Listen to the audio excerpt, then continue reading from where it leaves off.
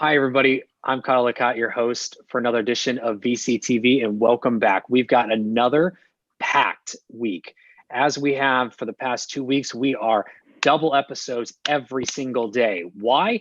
It's quarter three, third quarter, Q3, however you want to define it, however you want to call it. This is an important time of every year when fundraising, both for investors and startups, takes the spotlight.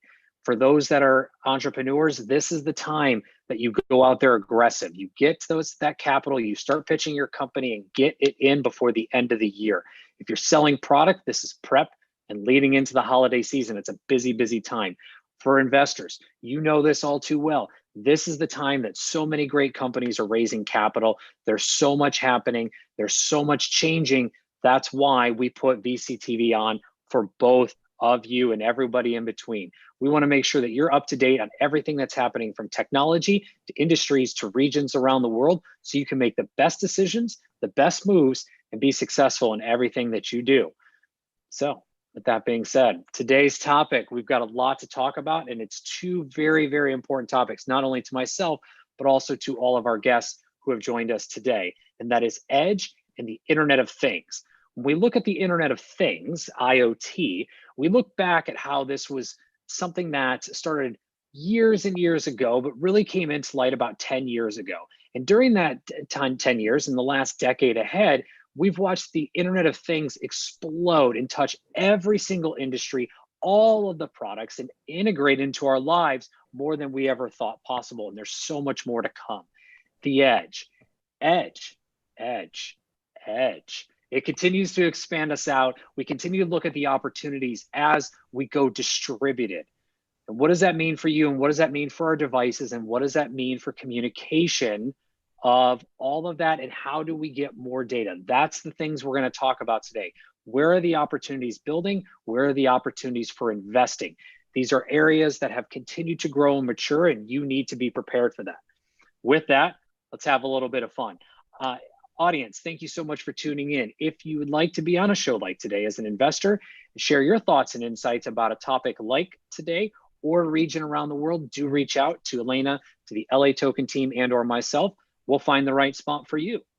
Entrepreneurs, I've said this once, I'll say it twice, I'll say it a third time by the end of this show. This is not just a stage for investors.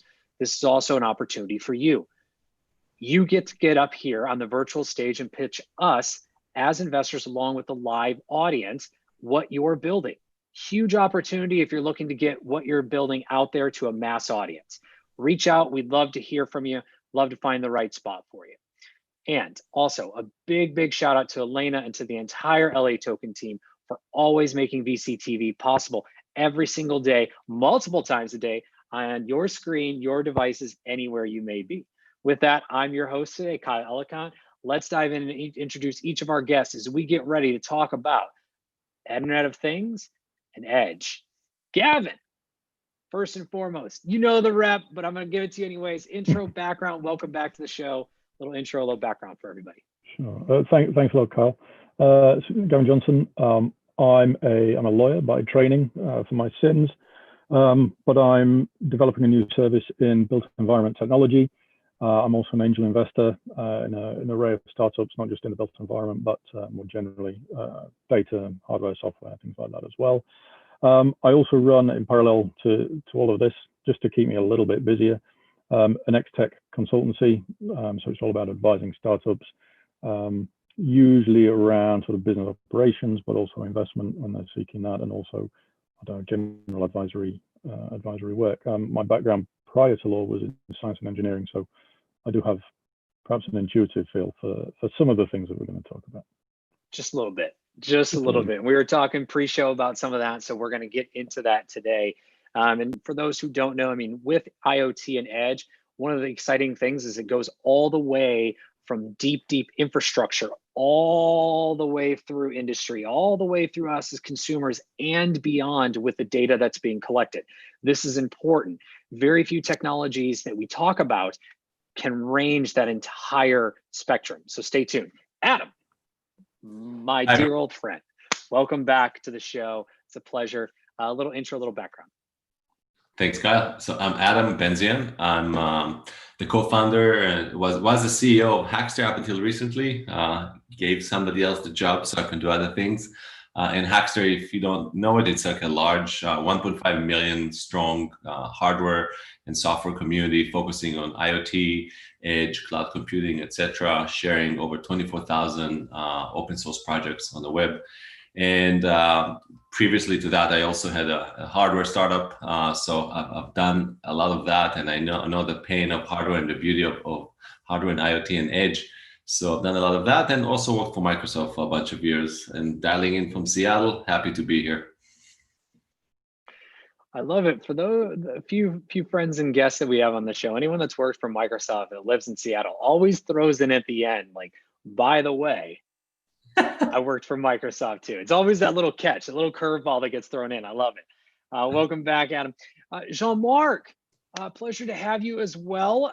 Just so the audience knows, Jean-Marc has a vast, deep history in the subject we're going to be talking about. Also, if I remember correctly, have written a few papers and theses around this, which if I haven't already, I'll grab for the show notes to provide to everyone afterwards. And with that, Jean-Marc, welcome back. A little intro, a little background.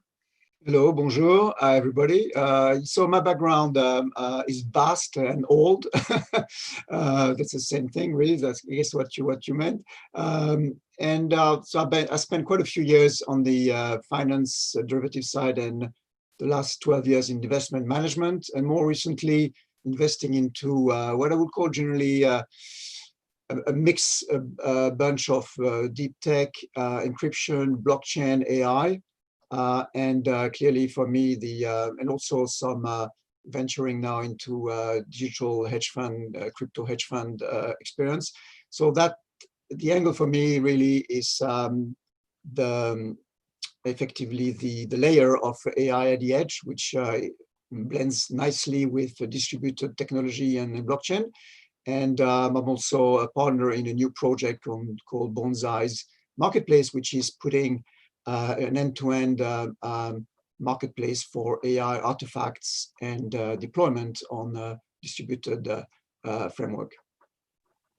Wonderful. Excited to talk all about a lot of that here in just a little bit. As again, another thing with the Internet of Things is it does also provide this connection layer for so many other technologies that can integrate into it because it does go through that wide spectrum. So welcome, Jean-Marc.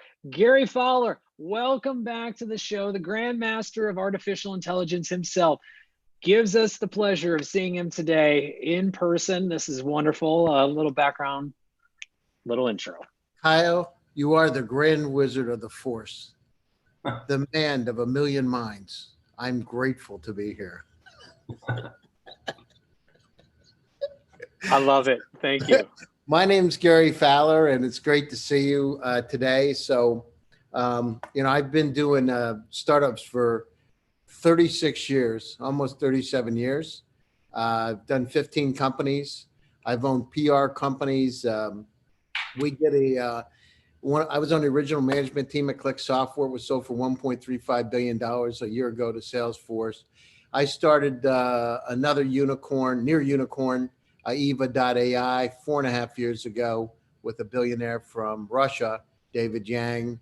I'm in Palm Beach in Florida, COVID locked in right now. Normally I'm in Silicon Valley, but I came to my house here and I can't seem to want to leave. I lived in Russia for 14 years. I started the #1 accelerator in Russia.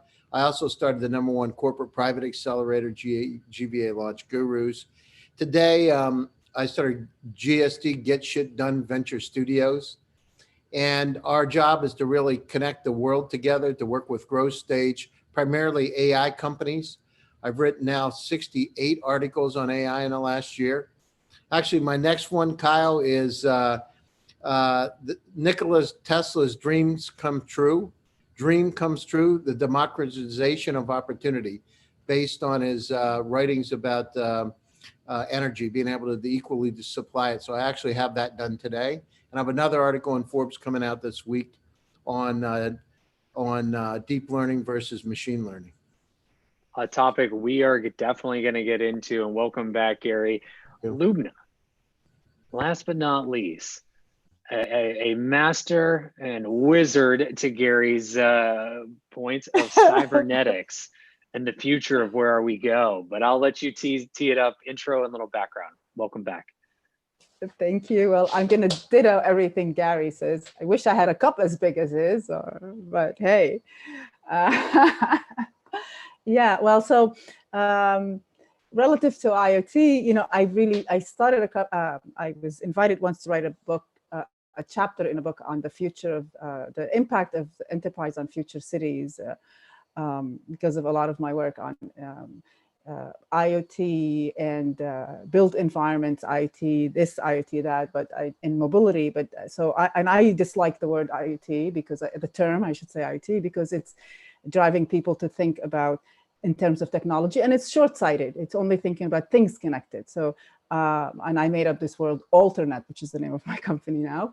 And alternate is about really the so what of things like IoT. So it's when all, not people, places, and products are connected or addressable, and then the so what of it. So when you have all this connectivity, all these things connected, processors and sensors, and then you have connectivity everywhere. So that brings in the layers of 5G and what have you. And then you layer on top of it all the data warehousing and data science, and then the data visualization. And then you put on top of that other sciences like augmented reality and immersive technologies. And then when you stack technology like that, when you take that whole stack and innovation of it, then what is the impact of that? And what's the point of that? And that's what it really matters. What you do with it, how does it impact humanity? What is the cause and effect of it on the advancements of science? And how is that going to change humans? And we're experiencing all that now. So that's what the alternate is. It's not about IoT, people. It's about the so what of being so connected, and so on. A lot of issues obviously that's why I've done a lot of identity and security, and embedded security, particularly in hardware-based security, because at the end of the day, we are no longer defined by where we are physically, but you are also your digital extension.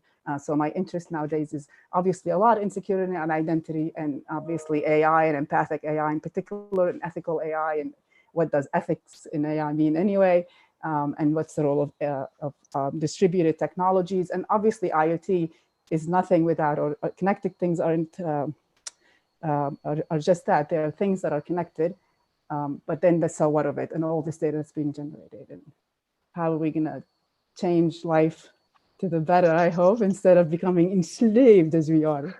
Wow. And yes, I am a kind of cyborgish, but I leave that to Kyle to keep picking on me about.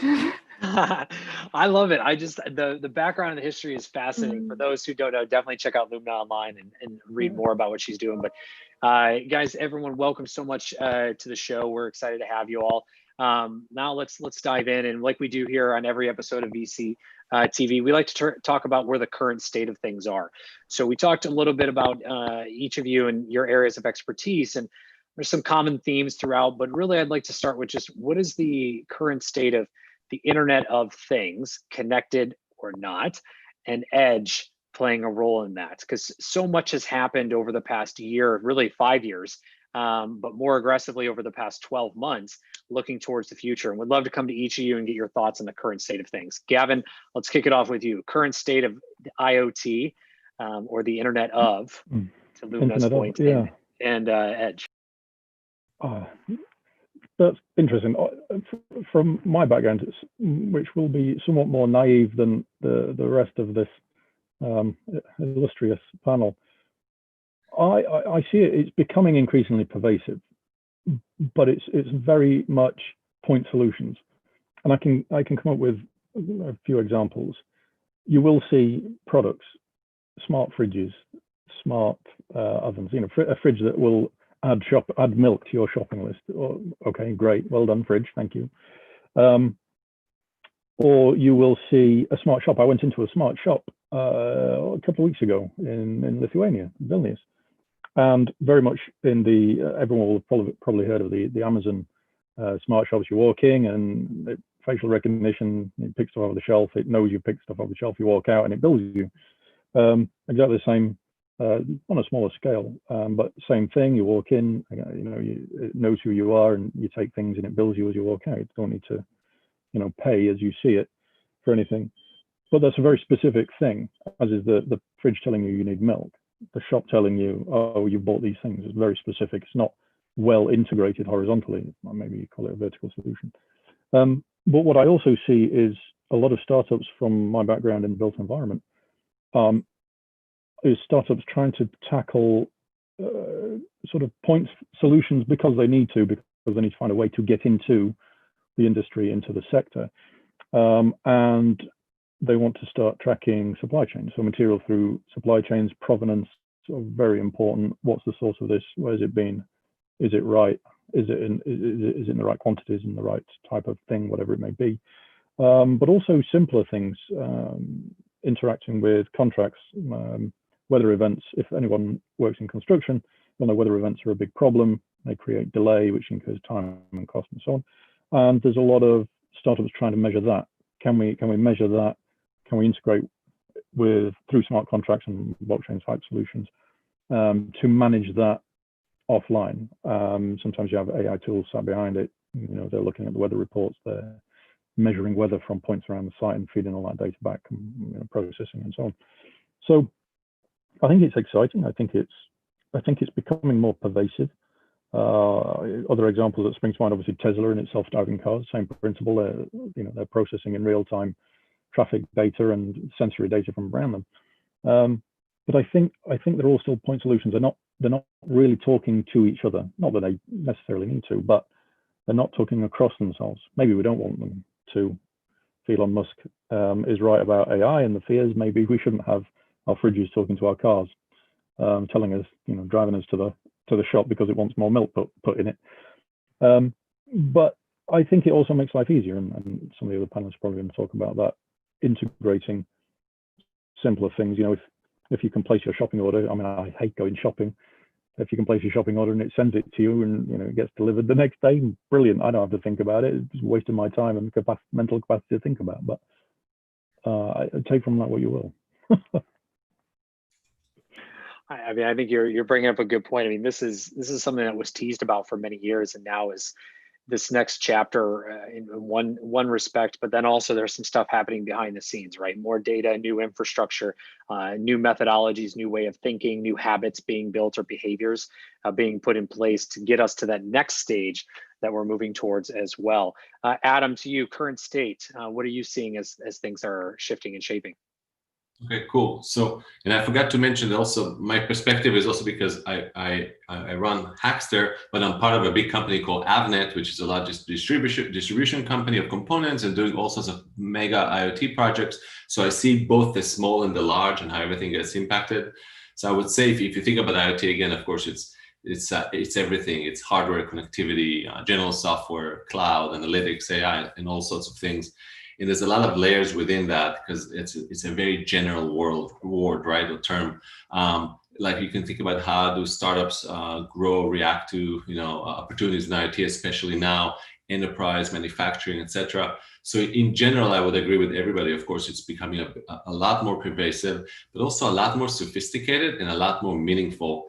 It feels like every time there's a little jargon word, IoT, CRM, or something else, or other, or blockchain, it starts with a lot of startups and a lot of noise and a lot of little devices, and it kind of gets confusing. What is it?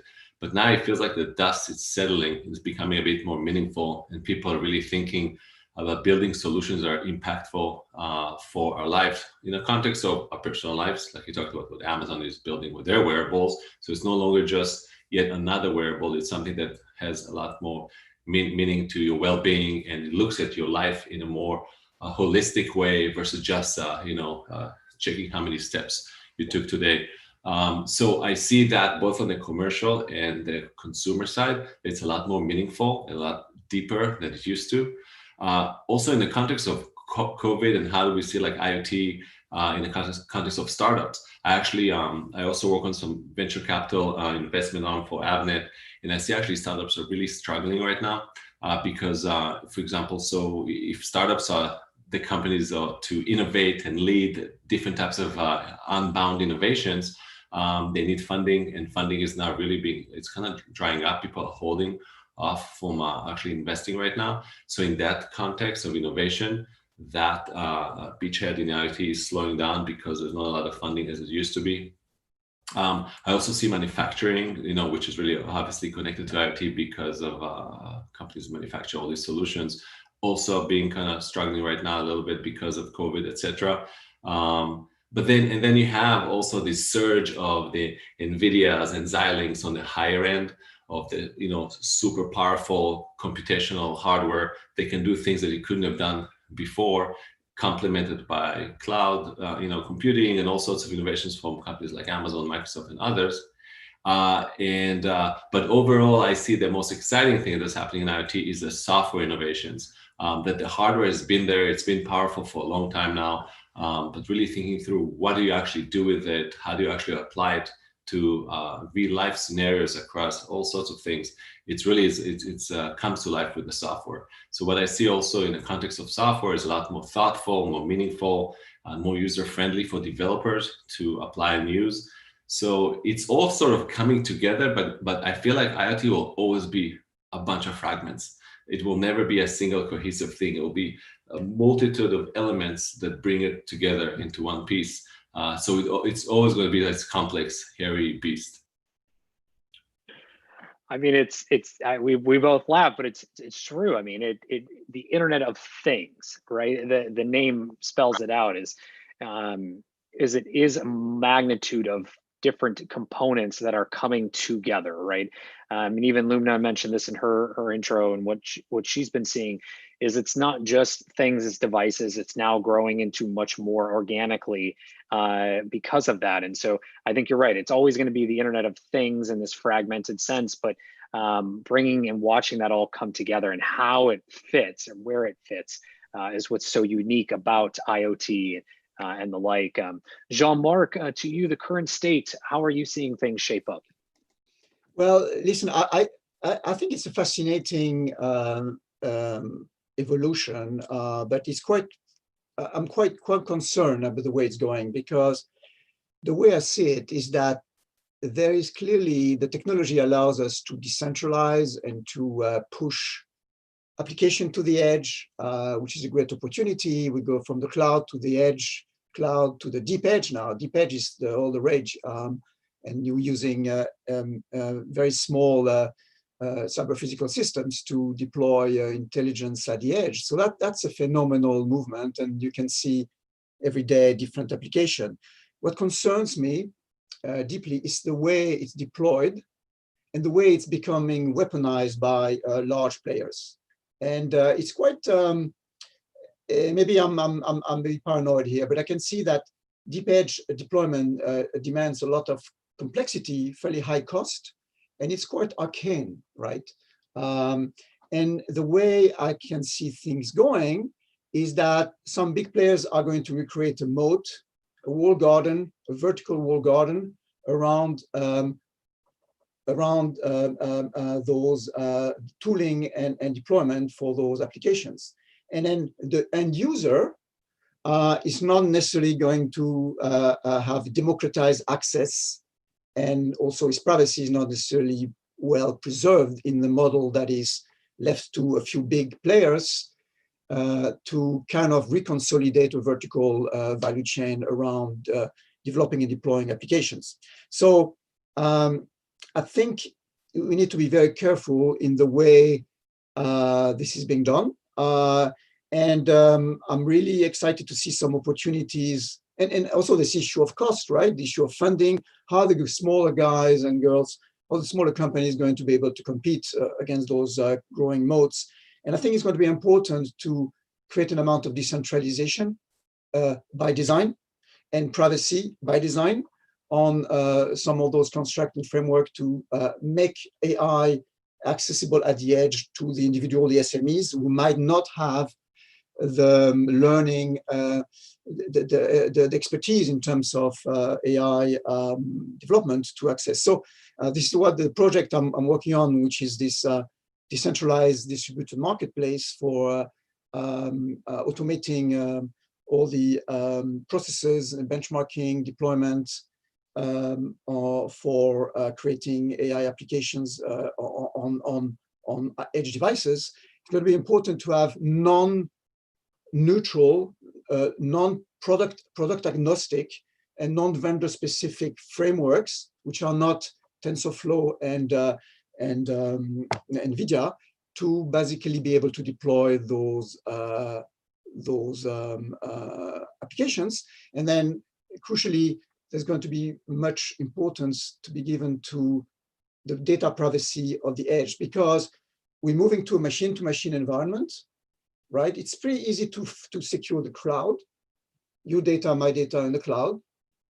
It's very difficult to secure my data, your data, if we have machine-to-machine communication. And we are almost at degree zero of protection today for that. So the more we deploy at the edge, the more we need to be attentive to have right privacy frameworks and the right deployment framework to achieve that in a user-centric objective.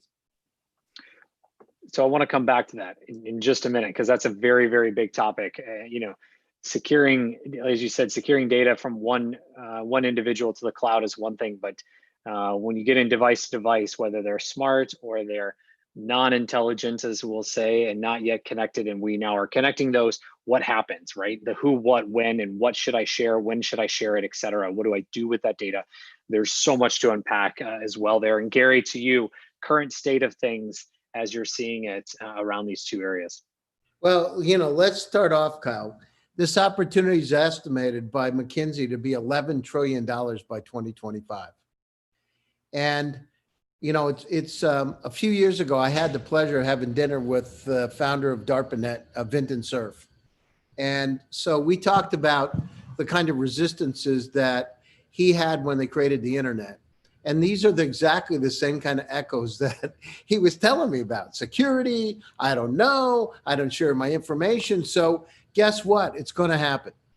So, and it's in place today. Let's just talk about it. So right now, there are estimated 41 billion connected devices on the planet and growing exponentially. 79 zettabytes of data. So imagine this massive amount of data. We talk about, Kyle, many times, artificial intelligence and data analytics. So as we look at, Industry 4.0, what is it? It's, again, the democratization opportunity. So if I'm Magna in Austria and I've got part suppliers located all over the world and I've got a corporate office in Detroit, I can actually, now I'm truly connected together. And think about the opportunity with, now we've got 5G. Take 5G and put that in the mix. Take artificial intelligence. So we're in the beginning, again, of a renaissance of opportunity that's happening right in front of us. Truly global connectivity. So I'm really happy about it. On the other side of it, I actually have in the beginning of October, the top executive at Intel is going to have a conversation with me about smart cities. And I'm really, the one part that I believe we have to spend a lot more time on is security. Because as we have all these devices globally spread around the world, it gives an excellent opportunity for people to come in and start to hack and do some not good things. So we've got to really, really up the game in terms of security and threats. And that's, again, where, artificial intelligence and be able to predict.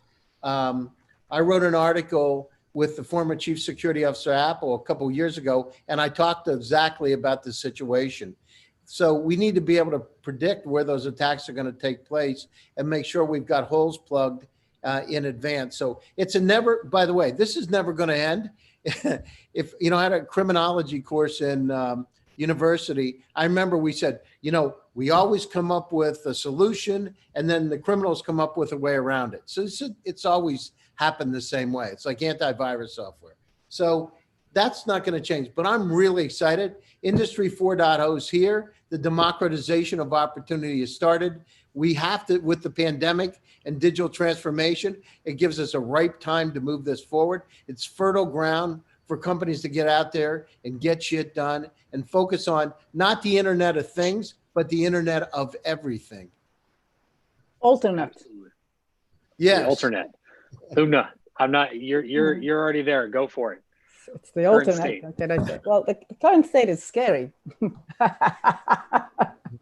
I'm sorry. You know, So, I mean, I'm really bullish, Kyle, about the opportunity in automotive, you know, textile manufacturing. Imagine on the manufacturing floor, right? The kind of controls we can have today, the kind of things that can be done.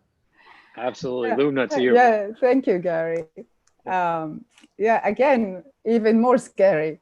No, it's you know, we have to be there's like I said at the alternate, control the data, control the power. What's that got to do with edge and got to do with IoT or connectedness? IoT is really Internet of Things. It's really, okay, it's about things or endpoints. Let's just drop whether it's a living thing or an environment or a person, which is what I'm arguing, that it could be all these. It's when everything is connected, when the environment is aware of your presence, you yourself are connected.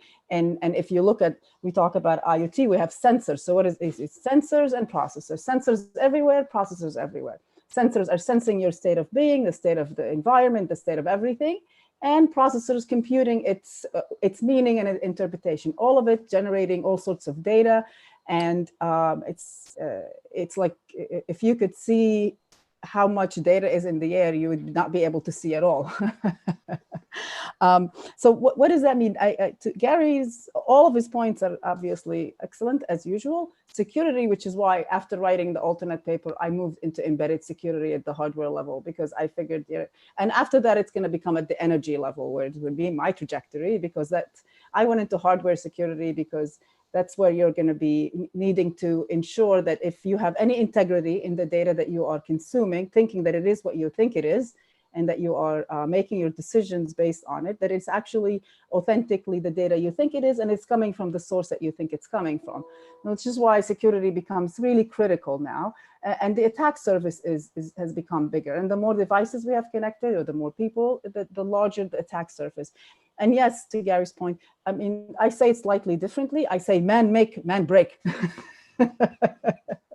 So for every innovation we come up with, and for every level of security, it will find a way. And really, it's not about the technology, it's how we apply it. So the problem with all of this is that it's making us all super capable. And we're super capable if we are driven by kindness and advancement of humanity. Amazing things will happen with this hyper-connectedness, because all of this connectedness and all this amount of data that we are that is being generated will give us enormous. It's an exponential advancement across all fields of science, and just the causality, cause and effect that we can assess that we never had before. Our ability to be aware of ourselves and of others around us. So why moving it to edge? And by the way, IoT, edge, 5G, they're super hyper related. And when you look at 5G, and one of the biggest use cases for it is metadata.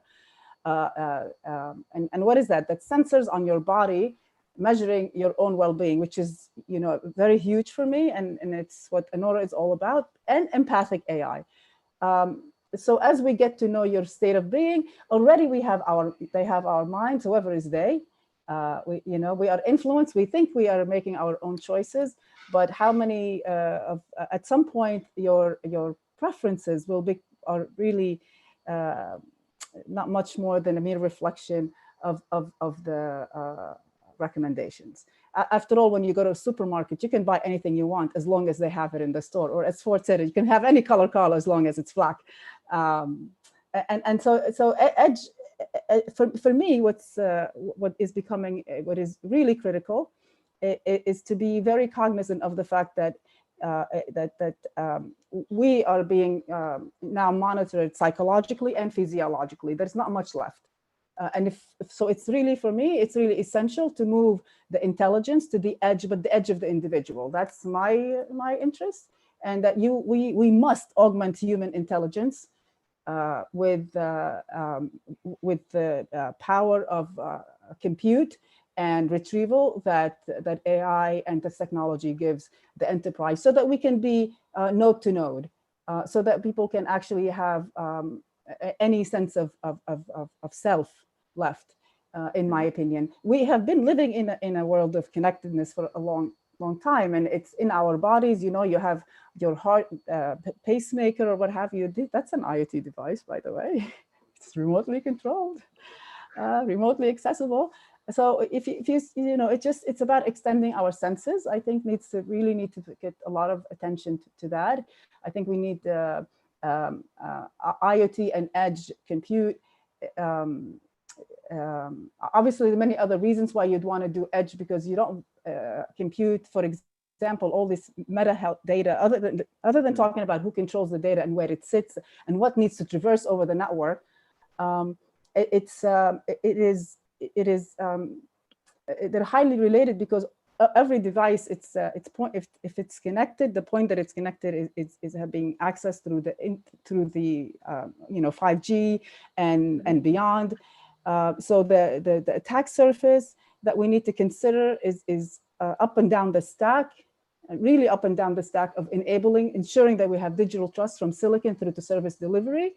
And we need to, and I hope that we will see a lot more of putting the individual actually at the center of their technology.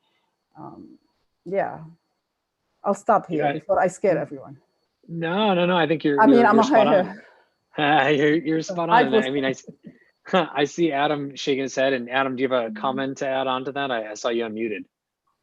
Yeah, a couple of things. So first, I guess I'll address the whole issue about the humanity of it, and what do you do with so much data, so much.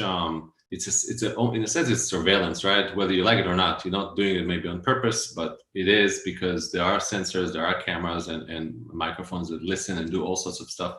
So what's really interesting is also to talk about that. Companies like IBM, Microsoft, Amazon, for example, they stopped selling facial recognition information, and in fact are trying to see like how do they actually even provide this kind of technology to the industry, because they just ethically don't see it as being used for good anymore. And it's so complex and so hairy, and I don't want to get into that, but level you start seeing.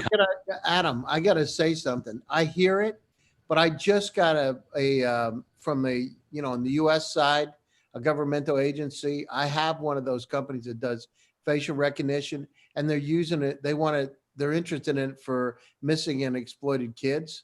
So, I mean, on one side of it, I had actually one of the US diplomats I'm in discussions with now, and also with this group from the government. And I mean, it's a double-edged sword, and I, on one side, I feel bad about why people think it can be used. On the other thing, they're really concerned. Look at all the sex trafficking and kids that are, being taken away.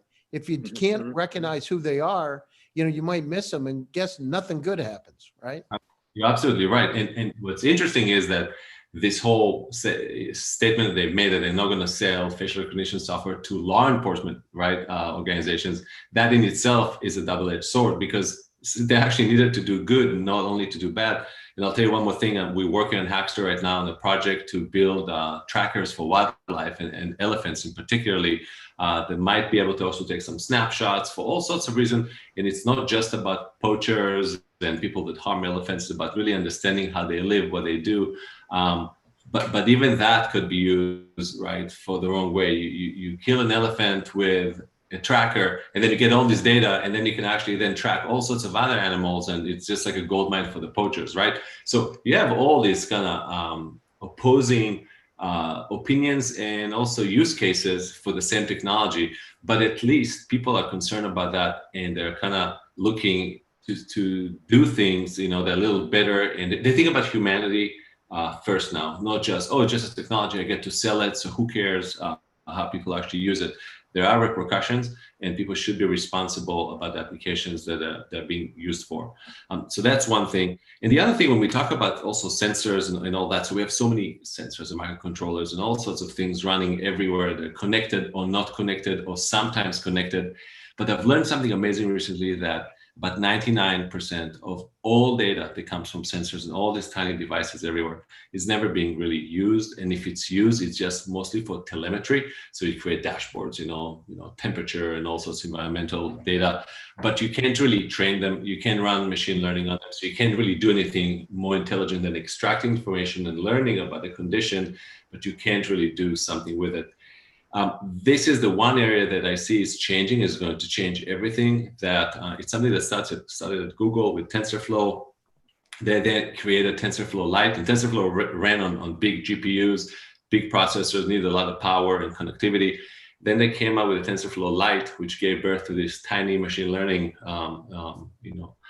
technology that now you can run machine learning models even on these tiny sensors. You can extract data from a sensor that was just a kind of like a dumb device. You can learn about it, build a model, and build it back into the sensor, and now the sensor is becoming this kind of like intelligent device. So now you have all these things that just exist everywhere, but it's kind of harmless. We just talk to them, they do something, and that's it. Now they can do a lot more, and you can train them in continuity. So this whole field of, again, IoT and everything is connected. But embedded computing wasn't all connected up until now, and it's only now changing. So now you're getting another layer, even deeper. They're not even on an embedded layer. You can now make all these dumb devices that have already been deployed do a lot more, good and bad, mostly good, than before. So that's another super interesting thing, So I see that also as something that's really going to change a ton, that machine learning and making dumb devices smarter, which you couldn't do before. You can do this with this new TensorFlow Lite and TinyML framework, which is a breakthrough. So one area I want to touch on that's been a common theme is around security. Because you bring it up. I mean, we now take these, what were once, we'll just say, non-intelligent, non-connected devices, we make them connected. We're leveraging technology to all of a sudden allow them to give data. Where's the security aspect, right? Where's the privacy aspect? What happens when these things start transmitting? And so, Jean-Marc, I want to kick it off with you as to where you see things and what people need to be aware of when it comes to security and data privacy, or the lack thereof, in many cases around the edge and these devices, whether they're smart, not, etc. Yeah, I think there are two distinct issues here. There's the issue of security and the issue of privacy. Issue of security is basically so many sensors everywhere, not very well protected. Someone can come in and hack and basically take ownership, drive your car, right? Someone can go there in the sensor. If the sensor has any intelligence that acts at the edge, right? That's the point of edge AI, is to have inference at the edge, so decision can be made there and not by pinging the cloud. So if you do not protect properly that edge intelligence operator, you can be hacked and anything can happen, right? Crash, or your fridge becomes wild, whatever. That's one issue that has to be, that's one attack threat model that has to be remedied, and it's doable, right? It's a question of doing it maybe a little bit ahead of time and having that in a roadmap before deploying edge devices everywhere without any, it's the Alexa syndrome, right? Then there is the issue of privacy, which leads into the issue of identity, which is different. And here, I mean, I respect what's been said here. It's about really, ethical AI, trustworthy AI. There has to be effort for the proper governance, whether it's regulation, whether it's state regulation, like in Europe, GDPR, whether it's SRO, self-regulated organization. That's another avenue that's more likely to be happening in Anglo-Saxon countries, which I respect also. In any case, it has to be done. The only thing I would say is there are solutions to all of these issues, right? So there are solutions for machine-to-machine security in terms of encryption. There are issues for privacy at the edge. And one of them is called identity frameworks, could be running on the blockchain, where the owner of the data is controlling it through a wallet that is, it has the key for that wallet. So you devolve the authority there as opposed to having Mr. Cloud somewhere in Seattle to decide ultimately has the ultimate key to do whatever. So there are decisions can be made. There are a lot of heavy implication. And what I, again, would like to stress is that I resent a bit that a lot of decisions are being made today for the sake of going to market that do not address both the issue of security and the issue of privacy. And I'm not trying to say I don't want AI at the edge. I want it. It's a phenomenal democratization move, but if it's badly done, it can backfire. And so there are some very exciting startups right now that are actually working on encryption, privacy, machine to machine, and then some very interesting new framework for marketplaces and for blockchain identity framework to take care of the identity and privacy issue. Adam, do you have a comment? I see you unmuted. Yeah. Am I mute? I'm mute. Okay. No, you're good. You're good. Okay. Yeah. I think, yeah, again, so it's a big issue, right?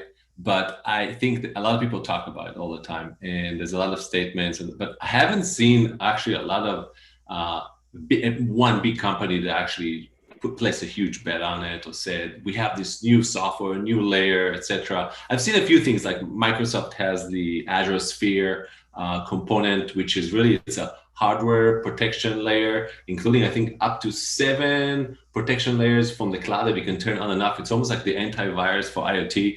But so you see a lot of people talk about it. Some companies play with it, but I haven't seen like a massive deployment of it. It's like, because you know why? Nothing terrible happened yet. That's the problem. That's the blessing. It's like we know of the hijacked pacemakers possibility, or cars and all sorts of machinery and power plants, but it didn't really happen yet. So everybody's just kind of talking about it, but not doing much about it. So I haven't seen anything meaningful that I can point out to say, hey, check out this initiative or this company or this product that is going to just change how IoT is perceived and security and all that. But people building security as it goes, right? As it happens, everything that we know about from, encryption and if there's a human interface to factor authentication or even more beyond that. So it's all the normal stuff. Nothing unusual. I don't know. Adam, don't you? I mean, that's an opinion, personal opinion. But don't you think that most of the product development along those lines is basically guided by large companies that are cloud centric, that do not really that much care deeply for the edge, because it does ultimately reduce the annuity they have on the cloud businesses. So there's no rush. If I'm a large there's 4 companies. I run all that cloud somewhere in the northwest of the US. What incentive do I have to deploy fine-tune, user-centric solutions that involve encryption? Very little, right? So I think there is a bias that is unfortunately due to the market structure of the AI delivery industry today, and that, in my mind, has to change. Gavin, I see you. I see you have a point, Gavin. Sorry, Adam. I don't mean to cut you off. Gavin's been smirking over here, ready to jump in. So I'm going to give him a chance. I've been itching to jump in. This is a great conversation. I'm thoroughly enjoying it. I think I was trying to reduce the number of points I was wanting to make, and I think I boiled it down to maybe 3. I agree with the security versus privacy issue, and it reminds me very much of airport security and how airport security reacts basically to terrorist threats and hasn't over time. So it was in the past, nobody got checked. You just got on your plane and off you went. And then somebody brought a bomb, and now you go through security, and then somebody put a bomb in a shoe, and now you take your shoes off, and on and on and on it goes. And it's highly reactive. So I take the point that nothing, as far as I'm aware anyway, is bad particularly has happened with IoT. Your fridge hasn't been hacked to order 25,000 gallons of milk when a tanker turns up. It's just not happening. And plus, I don't know, that's kind of funsters hackers. Sounds like a sort of a Halloween trick or treat day. But yeah, I mean, surely the answer comes around communication, and as Jean-Marc said, I'm sure that it's not beyond the wit of man to solve those problems in a fairly simple way. But just thinking about data and the nature of IoT data in particular, it's live data. It's only important as it happens, because your car just has to make a decision, turn left or right. Once it's turned left or right, it doesn't care whether it did turn left or right, only that it has done and you're proceeding safely on your journey. Same with weather data. And as the example I gave at the start about construction contracts, we only care if the weather was wrong on a particular day that led to a claim. That should be saved, because then we'll need to know.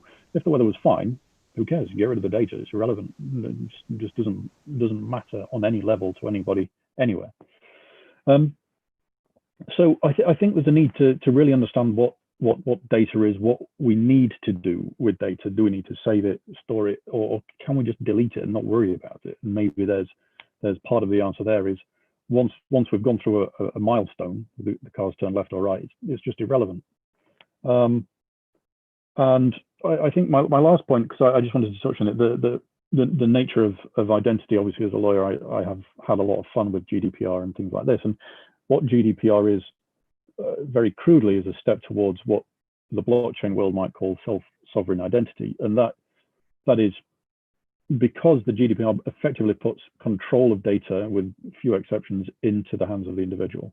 And that's surely where the answer lies in terms of identity and the control of your identifying data. That said, every one of us has a public facade as well. You know, you walk out, you walk down the street, then are you a private individual? Legally, probably not. You're a public citizen, and you're expected to behave as public citizens do, abide by the law, and so on. So as Adam pointed out, and Gary well pointed out, the double-edged sword of facial recognition systems. Well, should I be worried about my face being recognized as I walk down Oxford Street doing some shopping? No. Why? I'm not up to anything nefarious. If I am up to something nefarious, then I take comfort in the fact that, well, as the non-nefarious party, if somebody else is up to something nefarious, I should say that they're likely to be caught. You know, they're protected by that. And for the sake of my picture appearing on a video somewhere that nobody's ever going to look at anyway, then should I be worried about that too much? Probably not. But it's a complex issue, and legally is heading in that direction. And I think blockchain is a solution in part, in the edge and IoT space as well, to that issue of identity. Things and privacy, security is probably not within my gift to opine on, and Jean-Marc, Adam, and Gary Lubner are probably better placed to opine on that. Well, but you continue the theme. Yeah, you're continuing the theme. I mean, security, privacy, communication. Lubna, go ahead. Last point, and then I want to get to the areas of opportunity for everyone. Go ahead. Yeah. So security and privacy are absolutely two different things, and very often we are manipulated into giving up our privacy in the name of perceived security. As we do at airports and other things, or when we are giving up our freedoms and privacy in the name of trackability for public health, like the stories with COVID. So, which you can, by the way, still do that without giving up your privacy, and without becoming just another body in the Borg.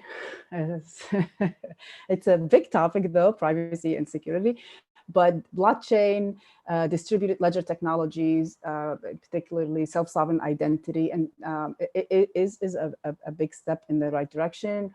GDPR is a step in the right direction, but we do need to, it's really about what we need. Technology is a double-edged sword. No matter what, all technology, anything in life is a double-edged sword. It's what you do with it. Anything we've created. So it's not about turning our back and saying, oh, we're going to not do this anymore. The reason there's a lot more need for security now, because the attack surface is larger. And yeah, IoT is, airplanes have been hacked through entertainment centers, cars have been hacked, everything has been hacked. And if it's been hacked by white hackers, it can be totally devastated by if it were being hacked by otherwise. And it's even, the threat isn't as much just the bad actors, it's also rogue governments. So you know, it can be very easily where your house will not allow you in anymore and your car will not allow you to. We've even had discussions of whether the car should decide based on the way you look when you sit in it to call the police on you because it thinks you're too drunk.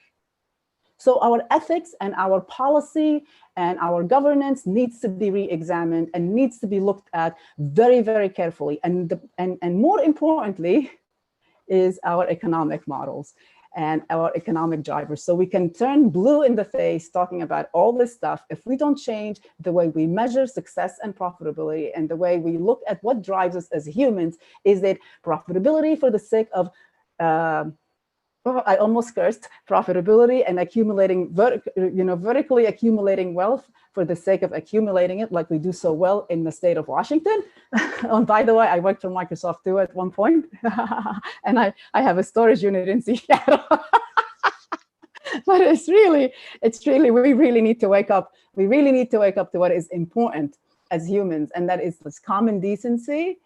We need to look at, to move towards a care economy, to recognizing that our best interest is in that of everyone else. And then all this amazing technology we have, sensors and all that, processors and all that, AI and all the things that I have dedicated my entire career to, have a phenomenal way of accelerating it to a better place. But we must change our mindset. Yeah, I'm going to shut up now because, you know, No, listen, this is why we have these discussions here on VCTV. People need to hear these things. We need to get this information out. So honestly, no apologies, guys. Your opinions are perfect. Thank you so much for sharing. People need to wake up and take responsibility and become more aware of their place and their role in it. Absolutely. Well, and all of our role. I mean, that's the thing. The Internet of Things, just to come back to that main topic, is everything, right? We at one point switched the term. So at one point it went from connected devices to IoT everything to then IOE, the Internet of Everything. And we then left that. Didn't rhyme as well, I guess. So we went back to IoT, the Internet of Things. But to Lumna and everyone's point, the Internet, one second, Lumna, I see you, don't worry. The Internet of Things, IoT, is a connection of everything. People, places, and parts. We'll just sum it up as that. So it's but remember, people are not things. Correct. People are a part of it all, because as we know, I know I'm killing you. I know. And I love you, but I love you, Kyle. You know, I love you. I know. I thought you were going to say people were part of the problem, Kyle. Oh, yeah, they are. It could also be true, maybe. People, places, and parts or things are also a part of the problem, as they are a contributor. So Lumna, I know you have a second. Go ahead and no, that's it. It's just really, you just said it. It's really about governance and policy and just a wake up call. Let's figure out what ethical means. Look, being in this world for more than 10 years, and we can all look at this and just say, look, we've had the fun. Okay, we've had the fun connected devices. We've had the fun consumer, little connected devices that we've all worn or tried or had or not had anymore. Now it's, to Luna's point and to everyone else, it's time to wake up. This is no longer a game. This is now impacting so much that we all do and how we live our lives, and can affect us positively and negatively. And it's time to wake up and get serious about some of these things that we've talked about, from security to communication to privacy and everything in between. So, and those that are listening, if you're, and Adam, I see you clenching. I know you got a point too, don't worry. If you're building in this space, pay attention, wake up and take note of the things that we just all mentioned, get ahead of the competition. But from that standpoint, to Luna's point, it's not just about profits, it's also about building what we should have and building those ethics and building that thinking into your products. Now, on the other side, if you're investing in this, these are some of the areas you should be listening. So guys, we are at the top of the hour. So I do want to come to each of you for closing thoughts, because it is Partner Monday and we're going to run over about 2 minutes. So quick closing thoughts. Where can everyone find you? Adam. Oh, where can you find me? Okay, on Twitter at Adam Benzian. Otherwise, you can find me at adam@hackster.io. I also just want to touch quickly on the ethics and all that. Absolutely true. before you get a job, take a job, start a company, talk about it, ask the questions. You know, what is your code of ethics? Who do you sell to? I do this when I advise or invest or want to join, you know, new organizations now. And I've seen companies that turn away and walk away from business because it does not, you know, is not compatible with the code of ethics. So I feel like everybody has a responsibility to be part of this. So last thought. Thank you. Gary Fowler, last thoughts. Where can everyone find you? Yeah, sure. Well, the internet of everything is here to stay. And so adapt. The digital transformation is upon us, and it is an opportunity of a lifetime. Cybersecurity is a particular area that could be interesting for startups and investors, and I would take a great look at it. You can reach me, Gary Fowler, at LinkedIn, or Gary@gsdvs.com. I'd love to hear from you. Thanks, Kyle. Wonderful. Gavin. Where can you find me? LinkedIn, probably the best place, or through my company, Agenium, just agenium.co.uk. Final thoughts. God, a minute. Well, it's not like you to put me on the spot, Carl.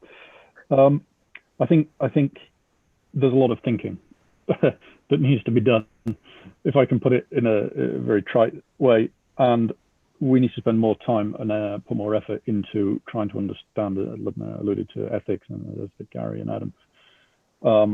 Understanding what it is we are trying to achieve, what is the outcome that we are actually looking for, not just, oh, we can do this because we can do it. Which reminds me a little bit of the quote from Jurassic Park. You know, just because we can doesn't necessarily mean we should. I paraphrase Jeff Goldblum horribly, but it's something to be borne in mind, I think. There you go. Film quote as well. That was good. Lumna, closing thoughts. Where can everyone find you? Well, finding me is easy. I'm at or / Lubna Dajani everywhere. That's because I've been around for so long. Otherwise, you know, again, it's really about ethics. It's about keeping the true, what really matters. We have to bring our eyes back onto the ball, but the ball isn't the money, people. The ball is the quality of life. So we've been doing some mislabeling, but in terms of investments or interest, supply chain and transparency and accountability in supply chain, especially for sustainability and regeneration, IOT or connectedness can serve a tremendous enabler in that. And if we look at things in that sense, there is enormous opportunities for creating new value. That is regenerative and that will give you sustainable profitability and relevance by bringing good things to life, instead like GE, good things to life. Right? Jean-Marc. Thank you, Lumna. Jean-Marc. Well, listen, I think, again, I believe it's a great opportunity, massive opportunity. I like to call it edge intelligence as opposed to IoT or edge AI. Because it's intelligence at the edge, really. And then in terms of investment opportunity, to be concrete, I think there's two layers. Of the service layer, application layer, there are a phenomenal opportunity for startup to build things like data labeling. Data labeling is super hot at the moment because a lot of data, it's crap data, pardon my French.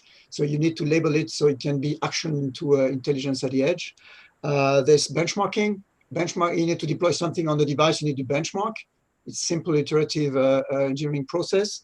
Encryption, so machine-to-machine encryption. So just to name three necessary build sectors for startups that are not really, as Adam said, being visited by the large guys because it's kind of too specific. And then at the infrastructure level, it has to be distributed and democratized. And there's two ways to get it. To develop the framework of marketplaces where you functionally distribute this end-to-end supply chain of deploying an AI application on a sensor. It can also be but not necessarily, certainly not initially, but maybe over time, be plugged into a blockchain type consensus infrastructure where you also link in with the identity wallet layer. So that's another area of focus where I do invest, and I see a lot of exciting projects. So there's 5 opportunities here amongst so many, but please build, because otherwise the big guys are going to capture all this. They're going to weaponize it for something that might not necessarily be the most optimal product at the end for the end user. You can find me in London, Paris, or Lausanne, and preferably on LinkedIn if you want virtual connection. Wonderful. Everyone, thank you so very much for all the thoughts and insights today. To you, our audience, thank you so much for tuning in. If you like what you heard, make sure you click subscribe, give us a thumbs up. Do reach out if you'd like to be on a show like today. And again, startups, thank you, Gary. Thank you, Gavin. If you'd like to be on a show like today to pitch us as investors along with live audience, thank you, Lumna. We'd love to have you. Please do reach out as well. And thank you, Jean-Marc. All of the panelists today are available online 24/7. 365. You can find them to continue the conversation amongst the topics that we discussed today. And I highly recommend it, as each of them are an expert in their field. And this is something that's not going away, as we talked about, and will be here for years and years and years forever in some of the topics that we discussed to come.